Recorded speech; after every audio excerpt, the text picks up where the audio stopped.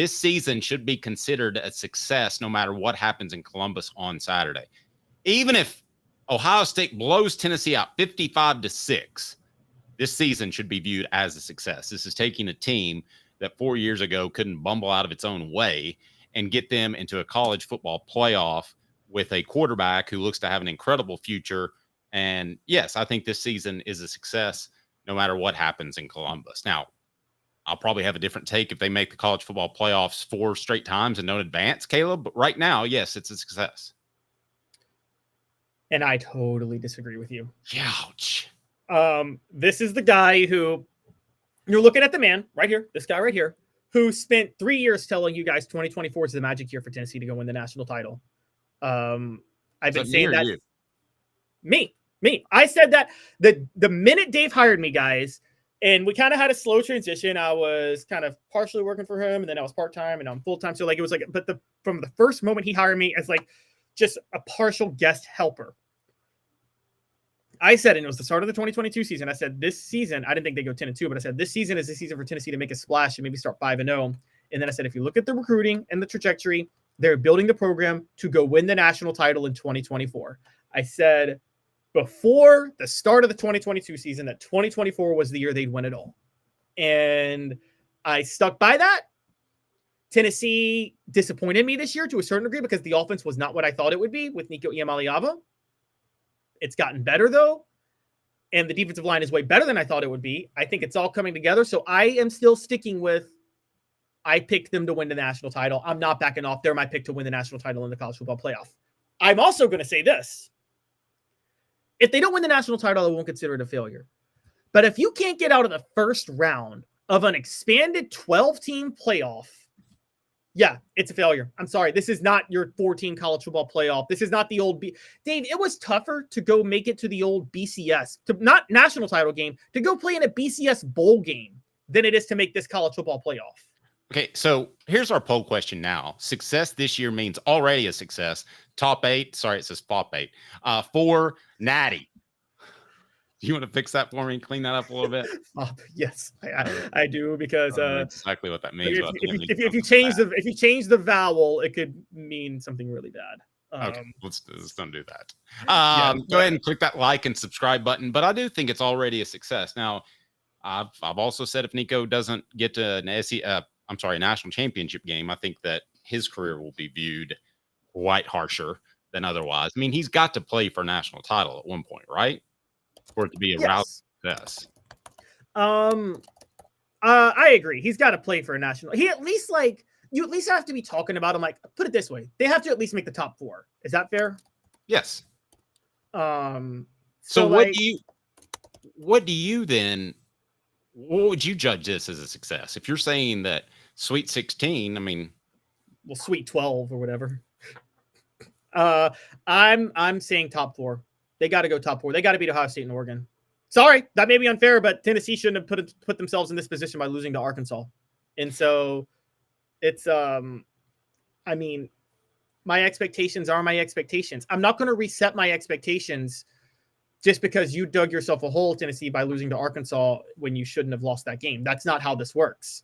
That's, this is life. If you have expectations in life, Dave, and you have a setback that you shouldn't have had, well, you don't reset your expectations in life. You say, oh, well, I have to overcome this setback by doing something more difficult later, right? Isn't that how everything works? Right. But I'll say this. Tennessee got the hardest draw of anybody. But it's their fault. Yeah. They shouldn't have lost to Arkansas. No, I agree. But they got an incredibly hard draw to go to Ohio State, then to potentially have to pick Oregon, then whoever's in the national championship game. I mean, you can't lay out a more difficult schedule. Yeah. Would you have rather gone to Ohio State or Penn State, though? I think you'd rather go to Penn State. I get you're of age. Wouldn't want to go up there any younger. Well, I mean, yeah, that's, oh my gosh. Well, of age boys. Now, if you're an of age girl, you don't want to go to Michigan State, but or an underage girl, you don't want to go to Michigan State. If you're an underage boy, you don't want to go to Penn State. But I think the only reason I'd say Ohio State this time around, and I get it because Penn State chokes in big games all the time against top tier competition, but I do think Ohio State's, I know we had this debate the other day, Dave, but I'm having a hard time seeing the players rally around Ryan Day in this game on Saturday. He's supposed to be a big, from people I talk to, he's supposed to be a big players coach guy. But is he players coach guy in that he instills discipline and they want to rally around you, or is he a players coach guy and that they see him as their best friend and they just want to hang out with him afterward? Probably more the latter. Success this year means already a success, top 8, top 4, natty. I like the way 1 in 5 of you think. You're saying natty already. Already a success, 46% top 8, about 20% top 4, about 15%. And you said, Caleb, that for this season to be a success, Tennessee would have to what? They got to make the top 4. I'm sorry. They got to beat Ohio State and they got to win the Rose Bowl. Then I'll call it a success because, if they win the Rose Bowl, Dave, they will have won all 6 major bowl games that are affiliated with the College Football Playoff in the New Year's 6. That's the one bowl game they haven't won. They and Texas, Tennessee and Texas are the only 2 schools to have won 5 of the 6 bowl games that are the elite College Football Playoff games. Tennessee's won the Fiesta, they've won the Peach, they've won the Sugar, they've won the Orange, and they've won the Cotton all in the past, but they've never won the Rose Bowl. And so represented by Banks and Jones, T. Scott Jones, banksandjones.com. Other attorneys say they'll go to trial. They won't. They'll just go ahead and settle for less. Get what you want from Tennessee's trial attorney. Play to win, banksandjones.com. More in 2 minutes with Ollie Lane, former Ball. Join us with Caleb Calhoun. I'm Dave Hooker. And Caleb, as we continue kind of along this vein, what are some more of your thoughts?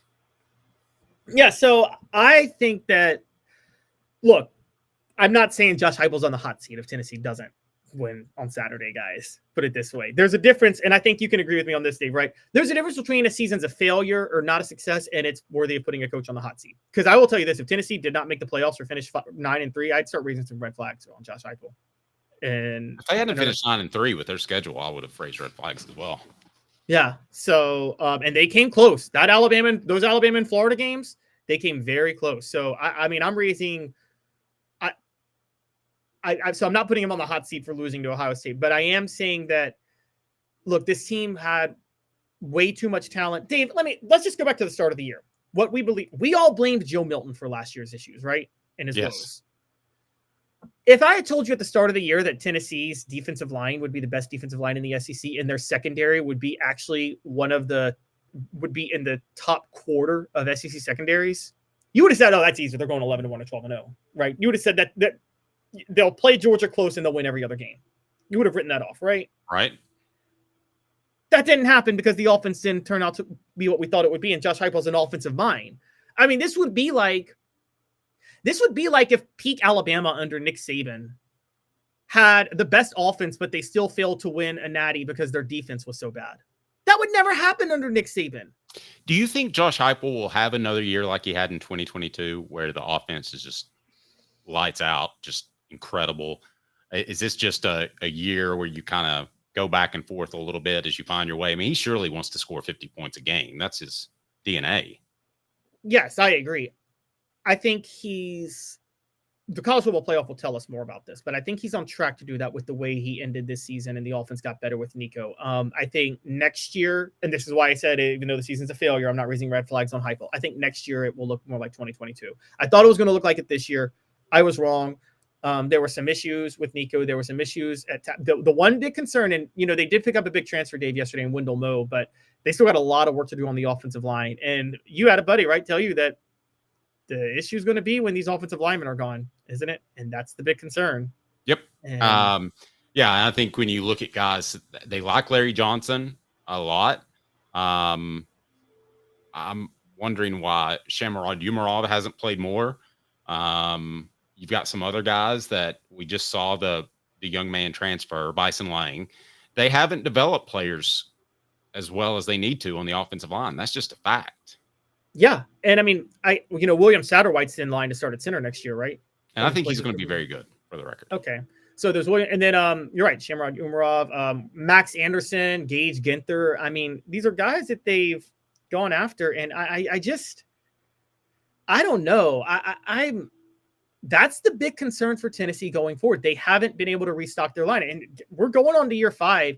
And look, they just added Wendell Moe, the transfer from Arizona, who's going to replace Javonte Spraggins like that. He's going to fill in for Spraggins and start right there. Andre Carrick might come back. David, they get a transfer center, then next year, Josh Heupel could be in his 5th year at Tennessee and have never started an offensive lineman that he signed out of high school through 5 years. Have you ever known a coach do that? No. There might have been a Jackie Sherrill back in the day because Mississippi State had to do so much in JUCO recruiting. That's yeah. all I can possibly think of, and I doubt. You remember that little notepad Jackie Sherrill would have? He would just write little things down on his notepad. I'm like, what are you writing on your notepad? Such a weird dude. And I told you about the boot story, right? Yeah. I asked him about his rattlesnakes, and that's all he want to talk about. Offense, defense, special teams, stick it. We're talking about my snake skin. I think he liked generating some headlines with things beyond football. He would have this little notepad and write something down every time a play happened. And I'm like, I don't think you're writing anything down. He reminded me of those people that fake read a newspaper when you're hanging out somewhere. They're pretending to like, oh, I gotta keep up on the news. And it's like, no, you're not. You're just trying. Why don't you just read the newspaper? It's not that hard to read. Well, they always pick they always wait until a bunch of people are around to read it because they want everybody to see them. I think that's why Jackie Sherrill had the notepad. He wanted people to think, oh, he's so smart. He's jotting down details of every play. And it's like, no, he's not. He's just trying to look smart on the sideline.